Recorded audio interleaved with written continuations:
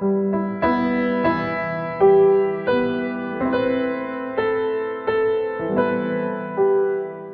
buzëqeshur dhe e mbushur me shpresë, Valmira Ruka prej më shumë se një viti po përballet me sëmundjen e rëndë të kancerit të gjirit. 42 vjeçarja nga Korça në profesion ekonomiste, është nënë e 2 fëmijëve dhe dashuria e pazëvendësueshme e tyre është kthyer në forcë për të luftuar përballë kësaj beteje. Le të themi një vit më shumë, një vit e gjysmë që përballem me këtë betejë. Jam e diagnostikuar me kancerin e gjirit dhe vazhdoj me terapi, me kimio. Unë jam nënë e 2 fëmijëve, kam 2 fëmijë të rritur, një vajzë dhe një djalë. Valmira më parë gëzonte shëndet të plotë dhe spitalet ishin të panjohura për të, ndaj përballja me kancerin pas të 40-tave ishte si një rufe në qiell të hapur.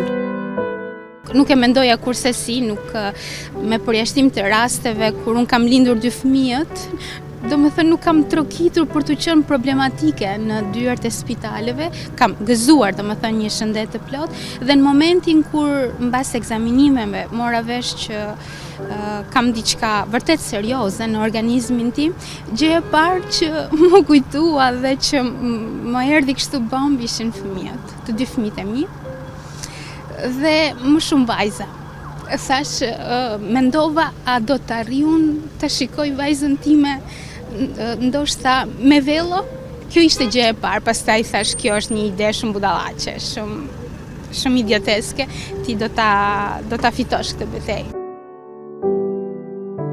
Gratë diagnostikuara me kancer gjiri mes kalvarit të shumë sfidave duhet të përballojnë edhe atë të transformimit fizik për shkak të terapisë. Por rënja e flokëve nuk ishte as pak problem për Valmirën, madje duke mos e penguar as pak në aktivitetin e saj të përditshëm.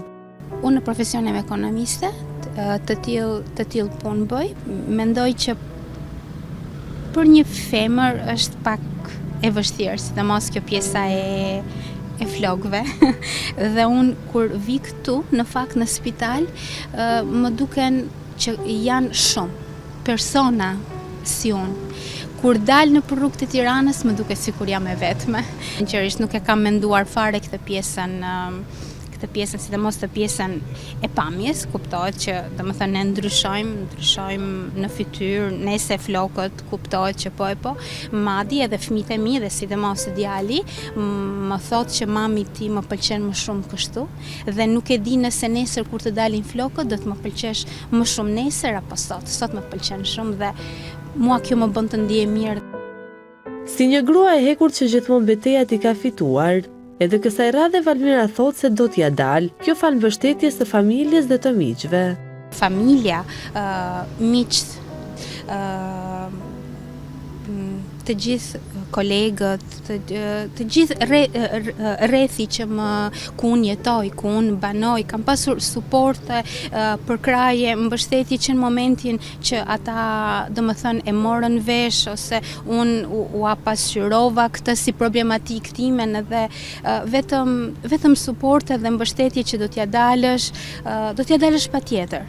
Më kanë thënë dhe këtu e gjeta forcën. I kam thënë vetes në këtë periudhë një vit e gjysmë që Valmira thjesht atij aktivitetit tënd i është shtuar një aktivitet, i është shtuar spitali dhe ti do ta kryesh sepse e tillë je ti, dhe në fakt e tillë jam unë. Unë në fakt i fitoj betejat si person, le të shpresoj që edhe këtë betejë do ta fitoj. Duaje jetën dhe mendo pozitivisht, është motoja e Valmirës, ndërsa përcjell edhe këtë mesazh. Që t'japin vetes forcë dhe kurajo dhe ta gjejnë atë forcë, sepse ekziston ajo forcë tek ata.